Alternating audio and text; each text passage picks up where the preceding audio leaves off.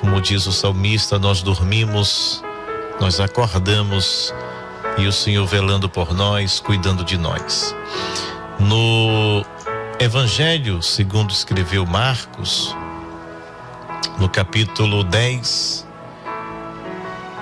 nos diz assim a palavra do Senhor Jesus, versículo 46, Evangelho de Marcos 10, 46, diz assim: E vieram para Jericó, e saindo ele de Jericó com os seus discípulos e uma grande multidão, Bartimeu, o cego, filho de Timeu, estava sentado junto do caminho mendigando. E ouvindo que era Jesus de Nazaré, começou a clamar e a dizer: Jesus, filho de Davi, tem misericórdia de mim. E muitos o repreendiam para que se calasse, mas ele clamava cada vez mais: Filho de Davi, tem misericórdia de mim. E Jesus, parando, disse que o chamassem. E chamaram o cego, dizendo-lhe: Tem bom ânimo, levanta-te, que ele te chama. E ele, lançando de si sua capa, levantou-se e foi ter com Jesus. E Jesus, falando, disse-lhe: Que queres que te faça? E o cego lhe disse: Mestre, que eu tenha vista.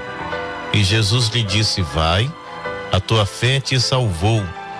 E logo viu e seguiu a Jesus pelo caminho.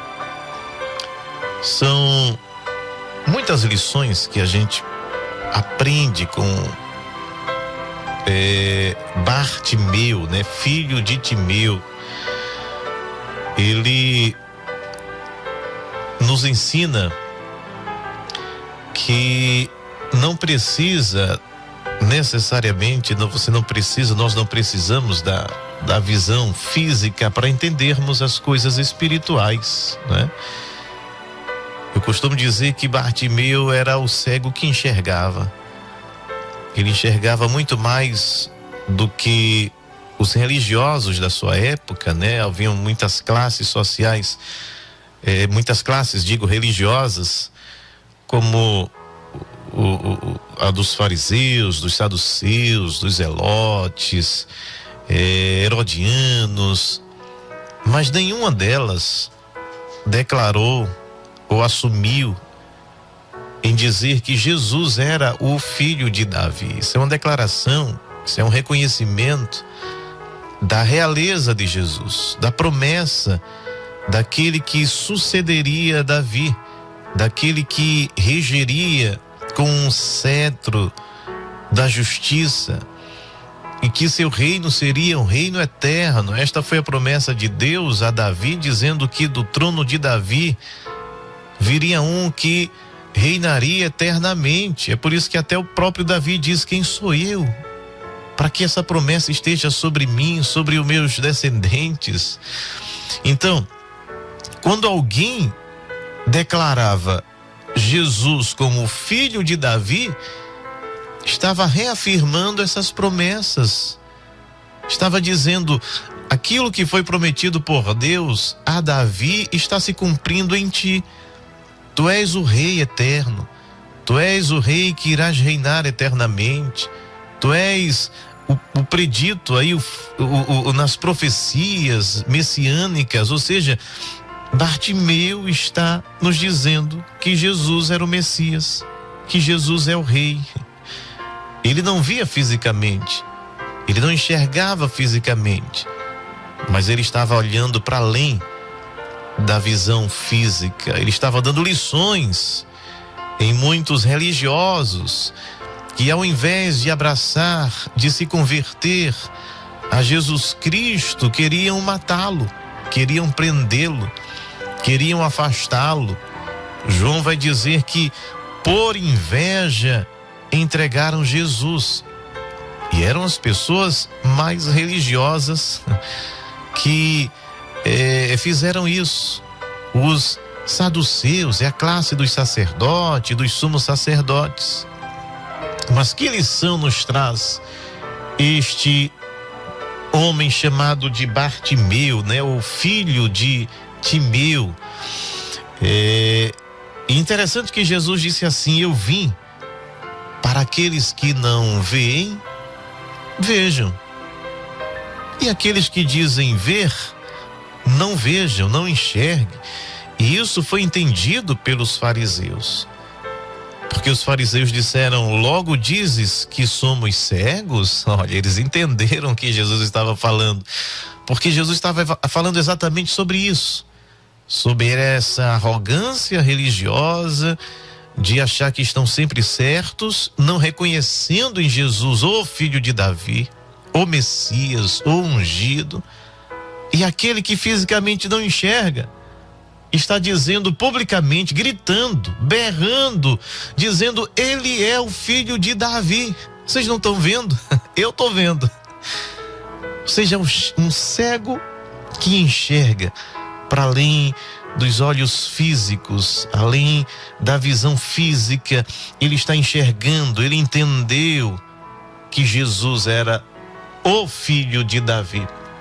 O texto é claro quando diz assim: vieram para Jericó, e quando ele saía de Jericó com seus discípulos, uma grande multidão. Veja, era muito comum Jesus estar cercado por muita gente. Quando a gente diz muita gente, é muita gente. Numa contagem assim por alto, por exemplo, da multiplicação dos pães e peixes, onde se contavam apenas homens, deixavam mulheres e crianças de fora, 5.000. Então era muita gente ali cercando Jesus por vários interesses, não é? Para ser curado, ou algum parente, alguém que era levado, que estava possesso, não é? Outros que estavam de fato literalmente com fome física, a barriga estava vazia, e João também vai dizer que muitos o seguiam pelos pães que ele multiplicava. Então havia uma grande multidão, muitos interesses, cada um querendo chegar primeiro. No episódio, por exemplo, onde Jesus cura ali aquela mulher que tinha um fluxo de sangue, dá-nos a entender que os discípulos de Jesus faziam um cordão humano para preservar Jesus, porque diz que a multidão oprimia. O termo que Pedro vai usar é: Senhor, a multidão te oprime e te aperta. Ou seja, todo mundo queria chegar junto, todo mundo queria tocar, todo mundo queria ser o primeiro. Então a vida de Jesus, o cotidiano de Jesus era sempre cercado por muita gente. Mas muita gente não entendeu, não via e não enxergava o que o cego Bartimeu enxergou, o que o cego Bartimeu via. Ele dá lições a muita gente, ele dá lições aos religiosos que só enxergavam a letra, ele dava lições aos fariseus, aos saduceus, aos zelotes, aos herodianos. Bartimeu é alguém que diz: eu sei quem está passando. Diz que ele estava sentado junto do caminho mendigando. Era isso que socialmente restava para a maioria dos deficientes, né, físicos, visuais, as desamparadas, né, as viúvas, os órfãos, que não tinham nenhuma assistência social. Então viviam mendigando. E era exatamente isso que Bartimeu estava fazendo, assentado junto do caminho, pedindo ajuda, mendigando. Aí o versículo 47 diz assim: e ouvindo que era Jesus de Nazaré. Olha, um coração cheio do entendimento, mas não que vem do homem, do entendimento que vem do céu. É um coração que se abre para entender o que está acontecendo ao seu redor, mesmo sem enxergar fisicamente.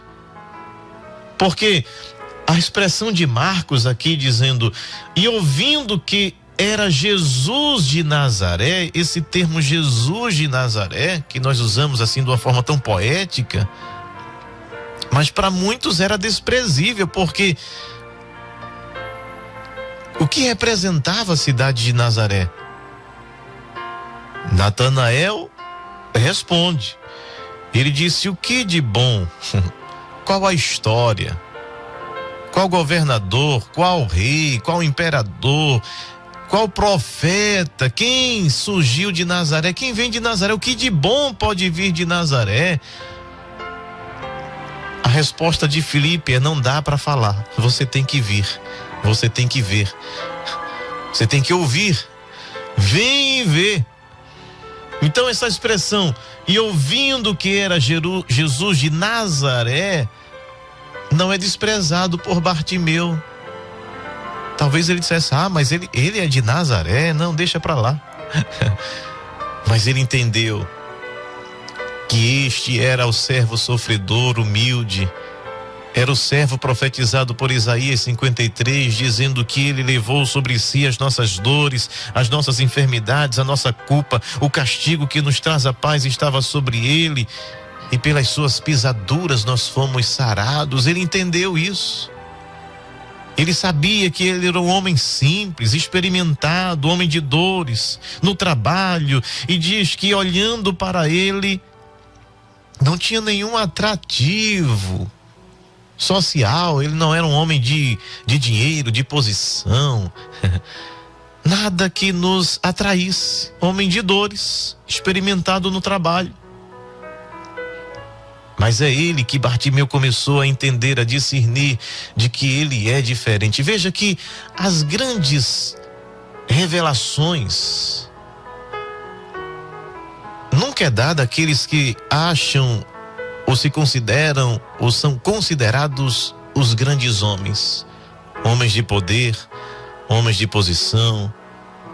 Não foi a Anás, não foi a Caifás, não foi a grandes homens de posição que essas grandes coisas de Deus são reveladas.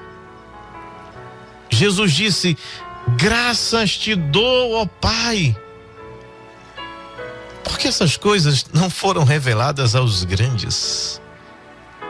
E não há nenhum problema em ser grande. O problema é que quando o homem se coloca no pedestal achando que não precisa de nada nem de ninguém pela sua posição, pelo seu poder ou pelo seu dinheiro. E aqueles que Jesus diz, aqueles que o Pai revelou essas coisas, não são a esses grandes. Coração endurecido, de coração fechado, achando que são maiores, superiores. Veja a oração do fariseu: Senhor, graças te dou, porque não sou como os demais. Eu estou acima da média, né? Uma declaração que ficou muito famosa aí há algum tempo. Estou acima da média, não sou como os demais homens, pecadores. E aí começa a dizer as suas virtudes, o que faz, o que oferece, o que oferta, o que dizima. E Jesus olha agora para o publicano que nem ousa, nem tem coragem de olhar para cima e diz: Senhor, tem misericórdia de mim, pobre pecador. E Jesus diz: quem foi justificado? O super-homem? O super-santo? O grande? Ou aquele que reconhece o que é, que assume o que é e que pede a Deus misericórdia? Aí Jesus diz: este sim foi justificado. Então as grandes revelações de Deus, na maioria das vezes, é dada aos homens pequenos, simples. Jesus diz: graças te dou porque não revelaste essas coisas aos sábios e entendidos. Aqueles que acham que o seu diploma vale mais do que a humildade em Deus, aqueles que se tornam arrogantes, aqueles que se acham autossuficientes, aqueles que não querem opinião de ninguém, aqueles que não querem uma crítica construtiva, aqueles que se acham superiores. E ele diz: graças te dou, porque não revelaste essas coisas a estes. Estes, se não se arrependerem, se não reconhecerem que precisam de Deus, que precisam reconhecer que dependem de Deus, estes que não querem ser pobres de espírito, ou seja, aqueles que não querem esta dependência de Deus. Ele diz: graças te dou porque não revelaste essas coisas aos sábios e entendidos. Agora eu te dou graças, Senhor, porque ao cego que está lá na esquina mendigando, a meretriz que sabe que pecou, que transgrediu e que vem chorar aos meus pés, ao leproso que se prostra e adora dizendo: se queres me curar, tu podes. A gente simples, a pescadores que recebem a revelação do céu e diz: tu és o Cristo, o Filho do Deus vivo, ou para onde iremos nós? Tu tens a palavra, o caminho da salvação, da vida eterna. Graças te dou, ó Pai, porque não revelaste essas coisas aos sábios e entendidos, mas revelastes aos pequeninos. Aqueles que dizem: eu preciso, eu necessito, eu reconheço a minha pequenez, mesmo sendo gente grande do ponto de vista material, social. Você pode ser o grande empresário, você pode ter muita grana, muito dinheiro, mas ser humilde e entender que depende de Deus, que precisa de Deus. Não há nenhuma condenação aqui, ou nenhum aplauso à pobreza, não. Há pessoas que são extremamente prósperas materialmente, mas que são também extremamente humildes de coração, humanas. Jesus está falando aqui de arrogância, de prepotência, de gente que diz: eu sou, eu conheço, eu não sou como os demais homens pecadores, eu não sou como este publicano. Jesus está falando de gente assim. Graças te dou, ó Pai, porque não revelaste essas coisas aos sábios e entendidos, mas revelaste aos pequeninos. É o pequenino que diz: ele é o Senhor. É o pequenino desprezado, marginalizado que diz: ele é o filho de Davi. Sabia, não vê? Olha o que é que Bartimeu está dizendo. Vejam, minha gente, enxerguem. Jesus é de Nazaré, mas ele é o filho de Davi. Esse trono pertence a ele. Ele é o Emanuel, ele é o Deus conosco. Olha, lá na cruz, no dia da crucificação, Jesus e dois malfeitores e viviam fazendo coisas erradas, praticando coisas erradas. Mas Lucas traz uma revelação, nos mostra que algo aconteceu com um desses malfeitores, um desses ladrões. Ele para e diz assim: vamos parar com essa acusação, né? Em outras palavras, parafraseando, vamos parar de acusar ele, porque os dois acusaram, os dois falaram. Os dois disseram: se és o Senhor, desce da cruz e nos tira daqui. Mas de repente aquele homem para e diz assim: ei, nós estamos aqui porque os nossos feitos, as nossas obras, a nossa conduta nos trouxeram para a cruz. Somos merecedores. Ele reconhece o seu erro, ele assume a sua culpa. Mas ele diz: este aqui do meio, qual a culpa dele? Qual o mal que ele fez? Nós fizemos muito mal à sociedade, mas este nem o mal fez. É por isso que a profecia, a palavra de Jesus se cumpre dizendo: Pai, graças te dou, porque não revelaste essas coisas aos sábios e entendidos, mas aos pequeninos. Aí um marginalizado, um ladrão, para e entende algo extraordinário.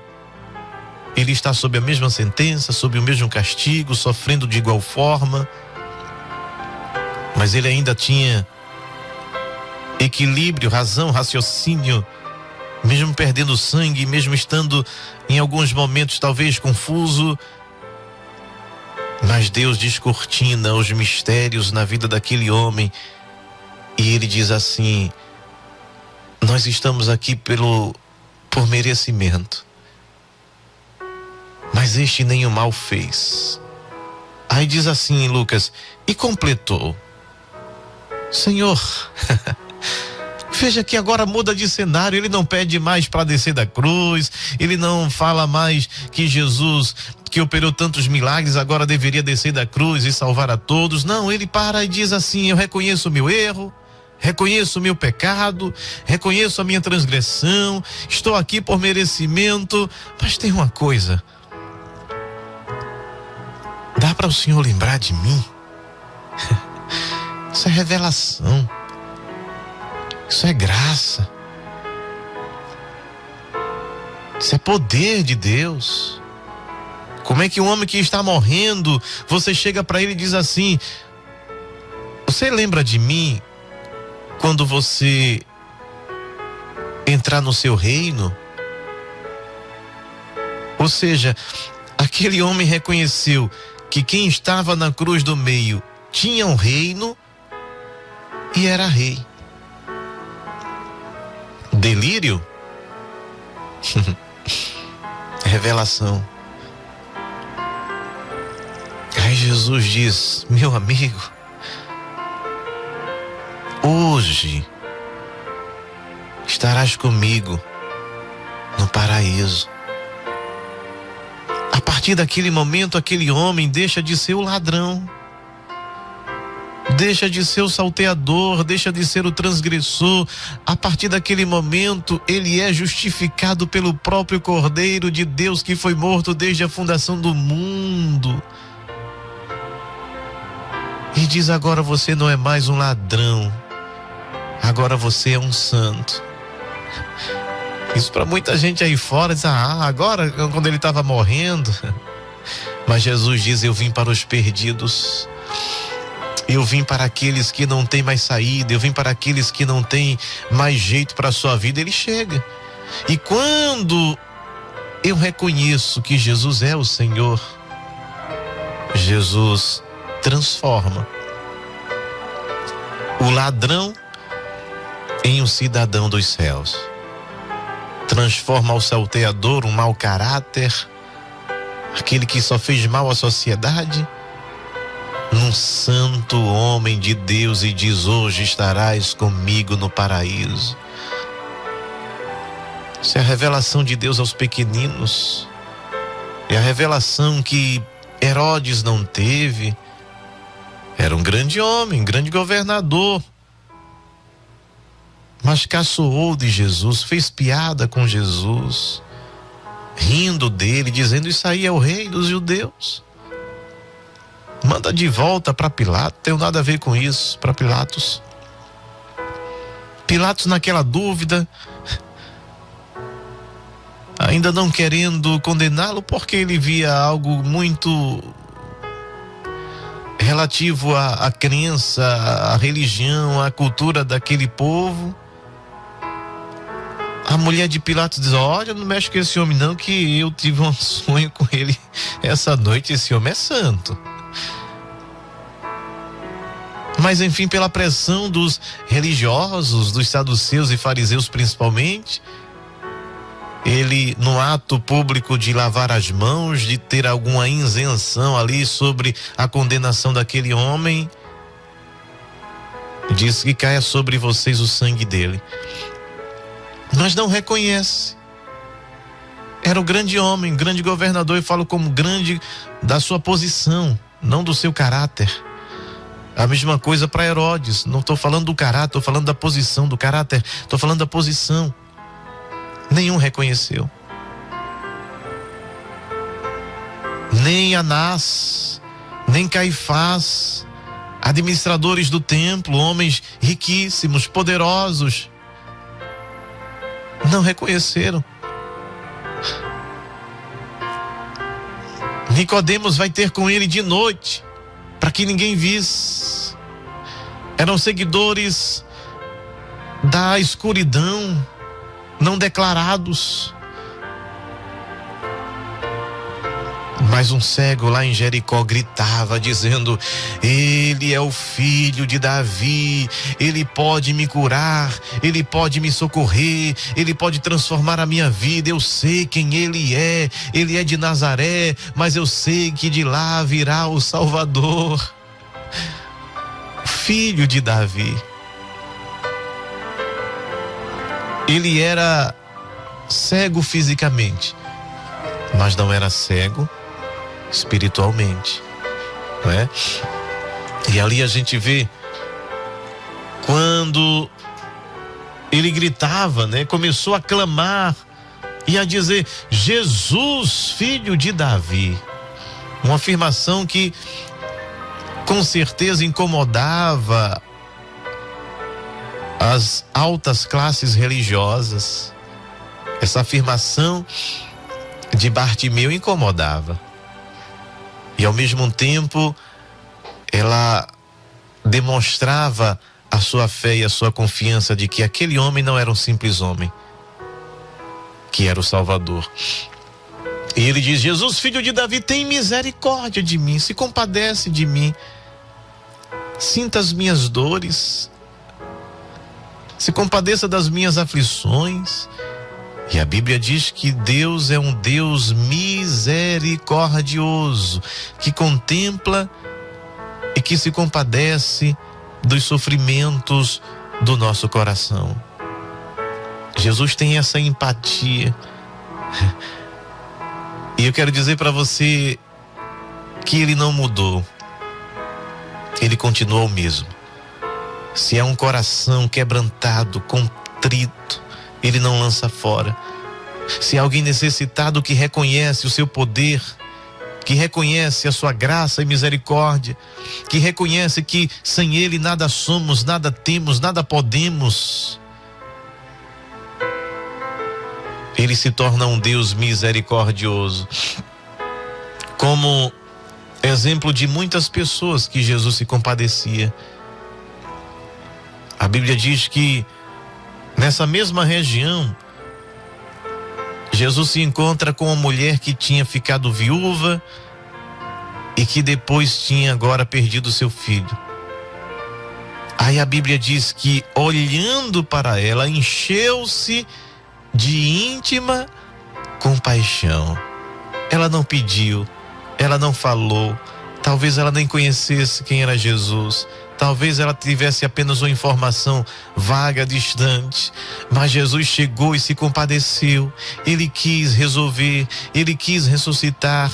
Queridos, que Deus maravilhoso é esse que nós servimos, que está contemplando a tristeza, a angústia do teu coração, e que Ele tem esta empatia. Ele quer resolver, Ele quer fazer, Ele quer te alegrar, Ele quer transformar a tua vida. Algumas coisas aqui que Bartimeu enfrentou. Ele, ouvindo que era Jesus de Nazaré, ele diz: esse aí eu sei quem é. Esse aí eu sei quem ele vai resolver o meu problema hoje. Confiança, fé. Só que o versículo 48 diz: e muitos o repreendiam e diziam: te cala. Mas ele é confiante, ele é resiliente, ele não se importa com as pessoas que dizem: você não vai conseguir, não está vendo que tem muita gente?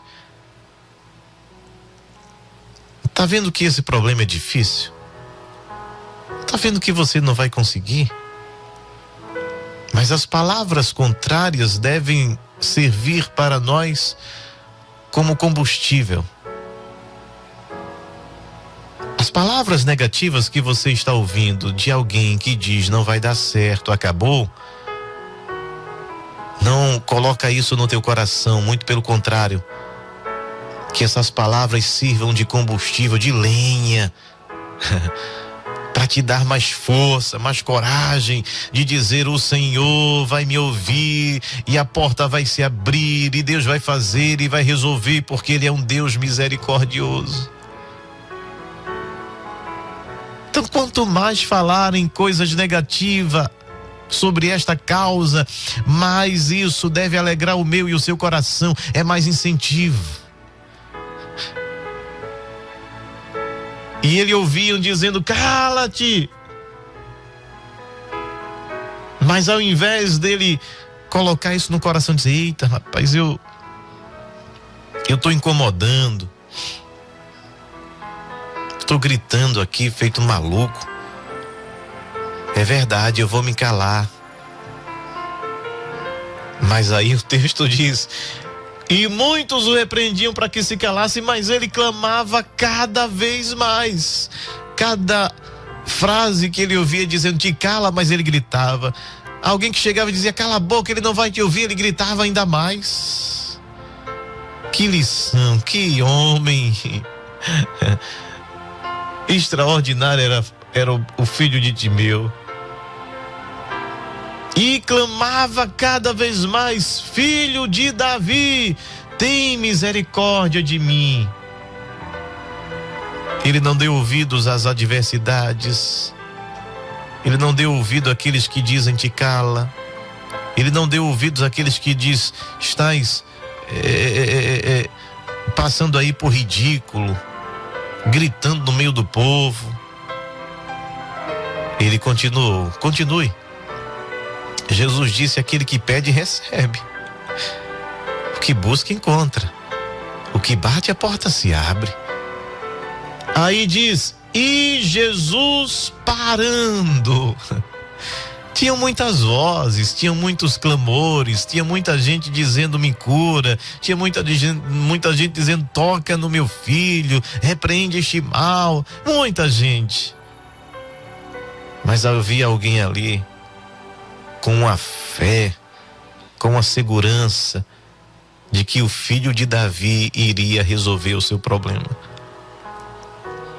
E ele consegue parar Jesus. A fé faz com que ele pare para olhar para nós. Você lembrou e eu lembrei também. A mulher do fluxo de sangue fez Jesus parar. Jesus estava caminhando, mas a fé daquela mulher, ao tocar em suas vestes, fez Jesus parar e dizer: quem me tocou? A fé de um cego que reconhece que Jesus é o filho de Davi fez Jesus parar. E Jesus, parando, disse: chamem o cego. Aí olha como a palavra muda. Aqueles que diziam antes: cala a tua boca, agora diz: tem bom ânimo, levanta-te, ele te chama, tem bom ânimo nesta manhã. Não cale o teu clamor, a tua oração, a tua súplica, continua clamando. Tá difícil, alguém tá dizendo não vai resolver, mas você crê no filho de Davi, você crê no Deus soberano, você crê no Deus que para ouvir o clamor e a súplica do seu servo. Jesus parou, mandou chamar, e alguém disse agora: te alegra, tem bom ânimo, porque agora é exclusividade. Ele te chama. E lançando de si a sua capa, levantou-se e foi ter com Jesus. E Jesus, falando, disse: que queres que te faça? Oh, glória a Deus. Jesus está dizendo: que queres que te faça? Qual o teu pedido? Qual o teu clamor? Qual a tua súplica? Aí Bartimeu diz: mestre, que eu tenha vista. Ele chama Jesus de filho de Davi, reconhecendo o Rei eterno, e o chama de mestre. E Jesus disse: vai, a tua fé te salvou. E logo viu e seguiu a Jesus pelo caminho. Que queres que eu te faça nesta manhã? Que queres que eu te faça neste dia? A tua fé, a tua confiança não pode recuar. As palavras contrárias que venha sobre a tua vida, deve servir de incentivo, deve servir de combustível para que você continue clamando. Porque há um momento em que Jesus vai parar e vai dizer: vem até a minha presença. O que queres que eu te faça? Bartimeu, o cego, que antes de ser curado fisicamente, era o cego que enxergava. Amém, amém e amém.